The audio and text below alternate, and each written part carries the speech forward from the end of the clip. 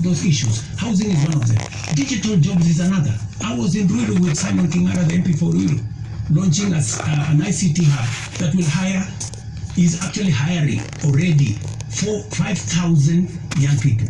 Our whole plan, including what was in the finance bill, was to increase CDF by 10 billion shillings to roll out ICT hubs in every ward in the Republic of Kenya, so that we can hire young people, train them, put them on digital jobs. I have a third program on export of labor. Mr. President. I have a fourth program on manufacturing. Yes. To be able to create more opportunities for the young people of our country.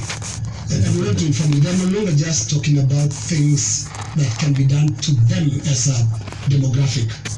They are looking at the big picture. Finance bill brought them out. And when did they come in? They came after all participation forums were not listened to. Kenya Association of Manufacturers spoke to the parliamentary committee, same thing, and said this is a bad bill. The Association of Insurance spoke to the parliamentary team, this is a bad bill.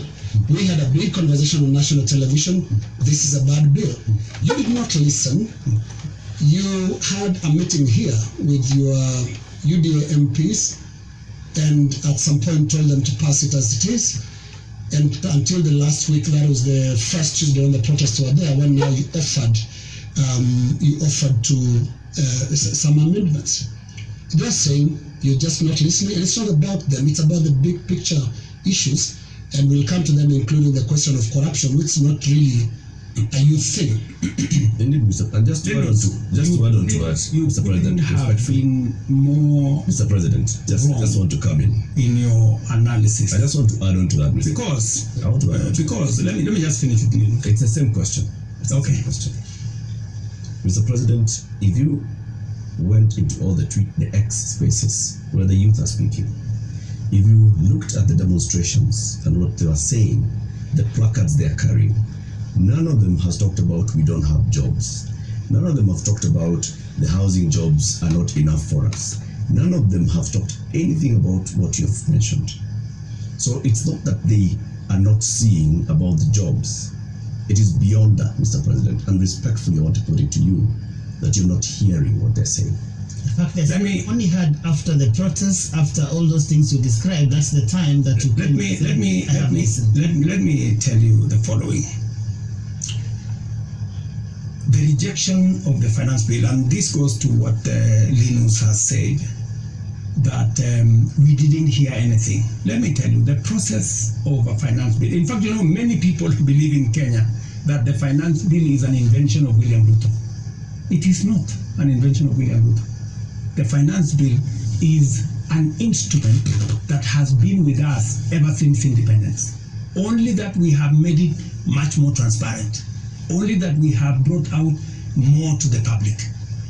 And that is why there is greater interrogation of what government is doing, especially after the new constitution that made public participation not a sterile provision of the constitution, but public participation to be an integral part of lawmaking, an integral part of managing the country.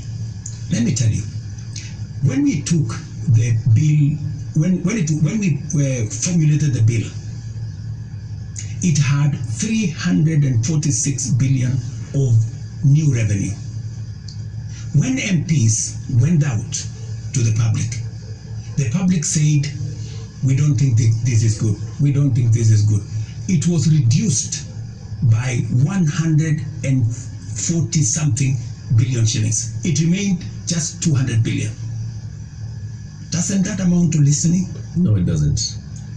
That the public said, reduce this by... No, it doesn't, Mr. President. And that's why I said reject it. Just wait. No, we are talking about listening. Yeah. Just relax. We're talking about listening, okay? So the public said, reduce this by 146. We sat down, we cut down the areas, we reduced it to 200. What went into the space was the people who wanted to mislead the public, to say, oh, you see, in fact, everything you have been told is still there, this was not removed. these people are not listening, these people are not listening. And let me tell you, my good friend Latif, we have dropped the finance bill. Yeah? What does that mean? It means we have gone back almost 2 years. It means that this year we are going to borrow 1 trillion shillings to be able to run our government. That's what it means. I have been working very hard to pull Kenya out of a debt trap. Mr. President. Let me just allow me, because we need to contextualize this finance bill. It is easy, Joe. It is easy for us as a country to say, let us reject the finance bill. That's fine. And I have graciously said, we will drop the finance bill, but it has huge consequences. We will not confirm the JSS teachers, 46,000 of them.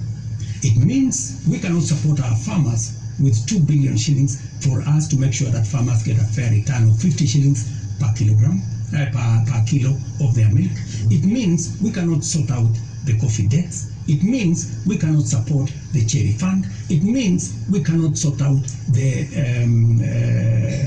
debts of in Numias. It also means that we will continue to import potatoes from Europe when we have potatoes in his village. You just told me in Kimana. We have potatoes in Nyandaru. We have onions all over the place. That may well be. I think the problem has been, these are people who haven't been listened to. You only listen because you said on that night, on that Wednesday moment, you said that you had realized, Mr. President, that did not work.